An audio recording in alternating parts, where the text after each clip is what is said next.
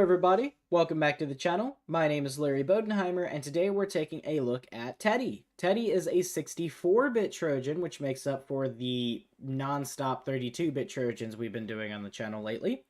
If we go to virus total, we can see that this has 14 out of 73 detections. These tags weren't here before. I discovered this one first. Don't let it lie to you. But it was last analyzed 10 minutes ago by moi. If we go to details, we can see that it says it was created today. I'm willing to believe the creation time, so we'll go with that. And that would be, let's see, so we're in Pacific time. That's 3 o'clock. So let's see, carry the 2. It was a couple hours ago if you go along with the creation time. So we're going to go with that one. If we go to detections, it is detected by Avast, AVG, Bitdefender, BCAF Pro, MCSoft, what else? GData, and Microsoft. I don't see Kaspersky here, though. They've really been lacking on zero-day detections lately. I'm not sure why.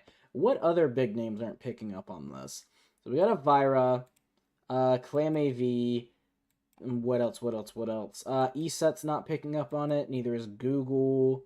We saw Kaspersky already. Malwarebytes. Did Microsoft have one? Yeah, they do. Okay. It's a generic one, but they have one.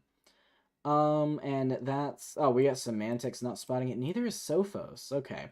I'll definitely send a copy of this to Sophos and these other major AV companies when this video is over, just in case. And WebRoot as well, but they don't detect anything, so no surprise there. We go to details. Here's your MD5, your SHA-1, and your SHA-256. You don't have to type this down. It will be in the comments below. And again, your creation time for submission, blah, blah, blah. We go to relations. We have 6 contacted IP addresses. However, this one with 2 detections is a Microsoft IP. We also have this one with no detections, but it's out of Bulgaria.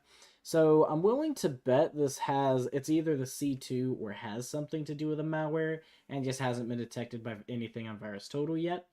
Either way, it seems like we're getting all sorts of Balkan malware lately. Not entirely sure why that is, but keep that in mind. We do have 35 bundled files, however, these have not been scanned or they have no detections, and 32 dropped files, but more of the same thing. And again, we don't spend much time on behavior on this channel, but you can pause and look at it for yourself if you would like. We have no sandbox detections, which is interesting. If we go down here, we do have 1 critical, 1 high, 1 medium, and 1 low crowdsourced Sigma rules.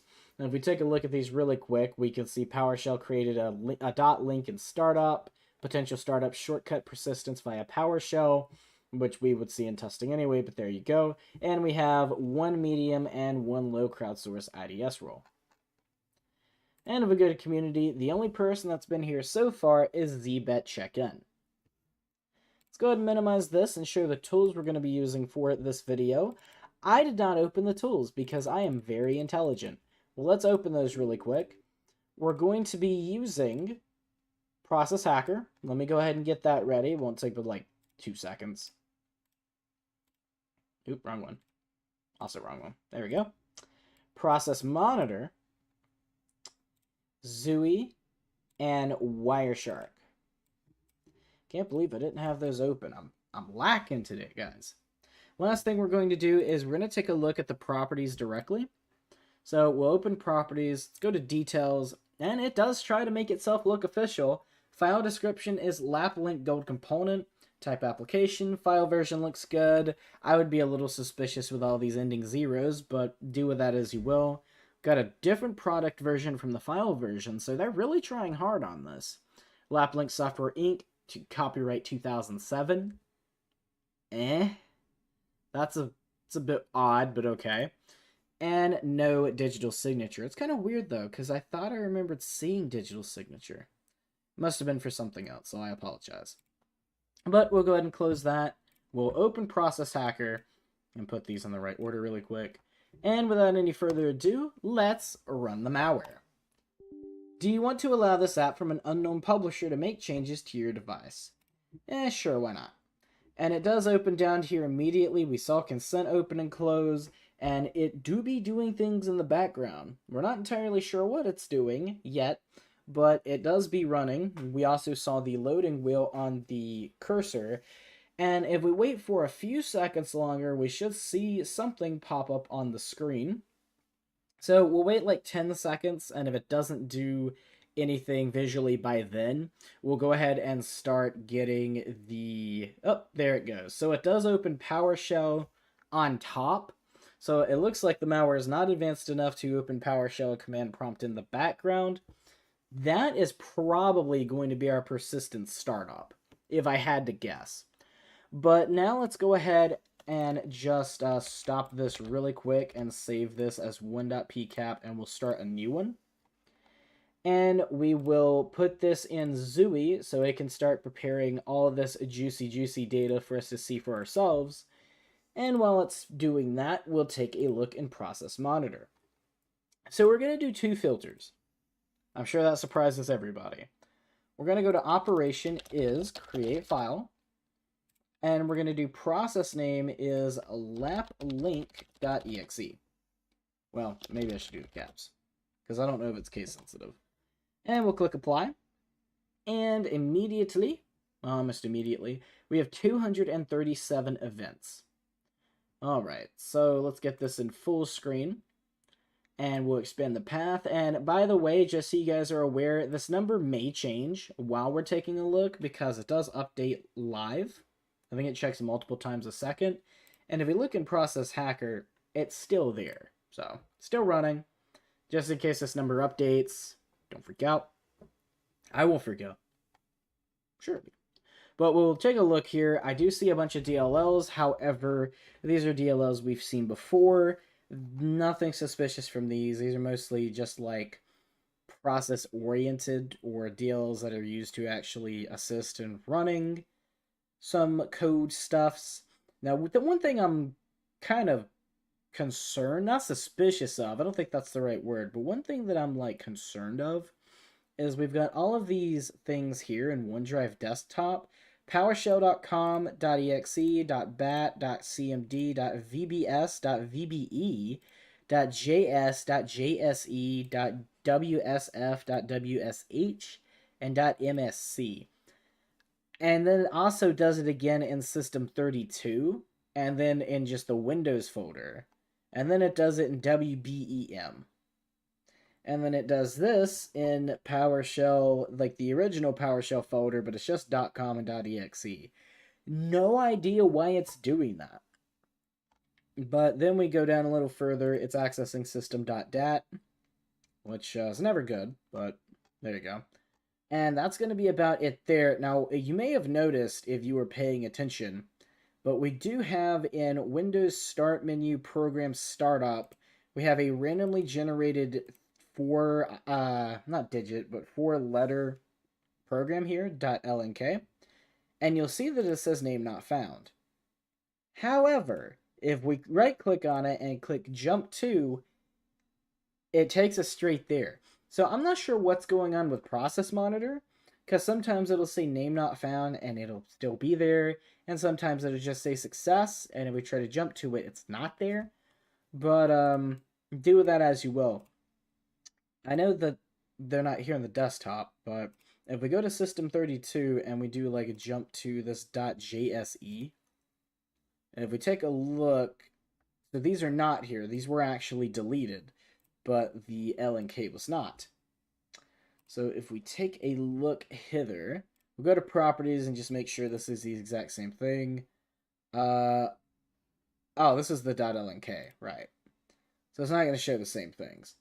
And digital signature, of course, there is none, so that's not surprising on its own. And there's another interesting thing that I noticed about this one. If we right-click and we go to Task Manager, it does seem to actually notice that you've opened Task Manager, because in the first second when you open this, it has the name of the icon or the executable, but when you go to look for it after it fully starts up, it changes the name to laplink gold component, which is the description of it, not the name. So I thought that was very interesting. It doesn't try to hide itself, but it does give you the description name instead, which is decent. It does a really good job of trying to get you to believe that it's actually either A, doing whatever it is you would have naturally downloaded it for, or B, that it might just be some kind of like system process running in the background that you don't have to worry about. So there you go.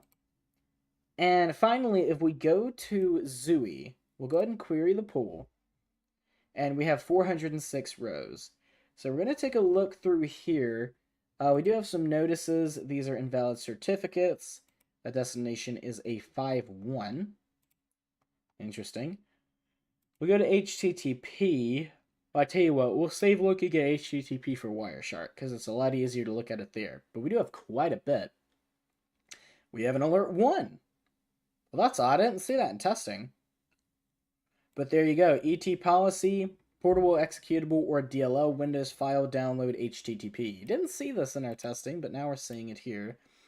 ET hunting suspicious dotted quad host MZ response. And we have a PE. Look at that. Interesting. Alright. You don't see the PEs in Zooey very often. But yeah, we're still getting a bunch of HTTP stuff here. And we've got a 5.2. It's another invalid certificate. Let's see, we got another notice here of 40. Alright. At 13. And that's about that. So let's go ahead and close Zooey. We're not going to come back to it. And we'll open Wireshark. Now, do we have any HTTP on this packet capture? Probably not. No, we don't. Okay, let's go ahead and just open the old one. Continue without saving. And, okay, it looks like a lot of these HTTP requests are actually being sent to Microsoft to check for, like, Windows updates, so just a red herring. And as a matter of fact, that's all that it seems to be. It does this sometimes. But wait a minute. We do have this. Let's go ahead and expand HTTP protocol. No, it's still just Windows Update. Alright. That is unfortunate. But it threw me off like that. But really quick, before we restart the virtual machine, we're going to do one more thing, because I am interested in this IP address. So we're going to copy it, and we're going to both try to go to it directly, and might have actually opened something. And then we're going to shove it through abuse IPDB and whois. So we'll search there, and we'll search here. It was found in the database, reported one time. It said this from Broadway, New Jersey. So what have we got here? Anonymous report, SQL injection.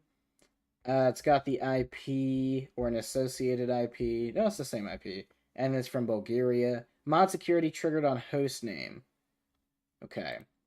And if we go to whois, we can see that this is for Akabi LLC. And the address for this server is in Boulder, Colorado. Interesting. But if we try to go to this, it just returned the number 2319. Odd. Okay. Now, if we try to expand this in VirusTotal, is it like a 403? We'll reanalyze it and see if it actually reanalyzes this time, because most of the time it doesn't. But that is odd indeed. Very, very odd indeed. But I doubt it's actually going to give us any results. But once this is done scanning, then we can go ahead and restart the computer, see if it has persistence, which in this case, I believe it does. And it's self-signed, last analysis date 33 minutes ago. So yeah, now we'll just go ahead and we'll restart the machine and see if it has persistence. Usually, when it comes to rats on this channel, well, rats/info stealers, I usually just assume that they don't have persistence, because most of them just grab the information that's already on your system and run. But in this case, especially from what we've seen with those IDS and Sigma rules that were in VirusTotal, this is almost 100% confidence going to have persistence of some kind, and I've got a feeling it's going to start with startup. Let's go ahead and put in our pin really quick. Malware analysis, go, go, go, go, go. Process hacker, go, go, go, go, go. Open the freaking program, go, go, go, go, go. Thank you. And if we take a look, I don't see... Yep, there it is. So it actually does open under laplink.exe again. And surprisingly, it's running under Explorer. Now, usually when things have startup, they run under... Right.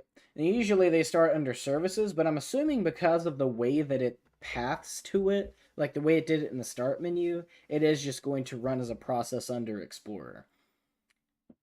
I would definitely be skeptical of it now if I wasn't already, but if it did drop like an actual other file as a startup process on its own, and it was under services, or even service host, maybe a few points there, but I mean, at least they tried, right? At least it tries to be inconspicuous. But that is going to be it for Tedy. I forgot the name of the malware. My bad.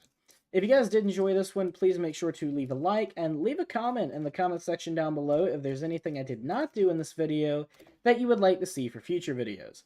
My name is Larry Bodenheimer, you guys have been amazing, and I will see you in the next one.